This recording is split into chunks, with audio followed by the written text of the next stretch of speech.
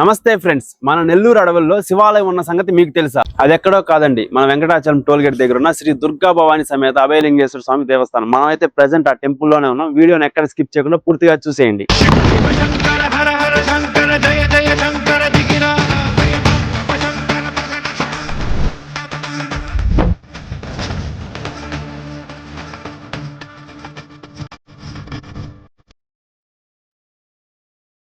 ఇప్పుడు మీరు గమనిస్తున్న ఈ దీపాలు కార్తీక మాసంలో దీప వెలుగులతో శ్రీ అభయలింగేశ్వర స్వామిని అయితే దర్శించుకోవచ్చు. ఇప్పుడు మీరు చూస్తున్న చెట్టు ఏంటంటే తెల్ల మద్ది చెట్టు. ఇది సాక్షాత్తు శివస్వరూపం అనే చెప్తారు. మీరు కూడా అందరూ చూసి దర్శించుకోండి.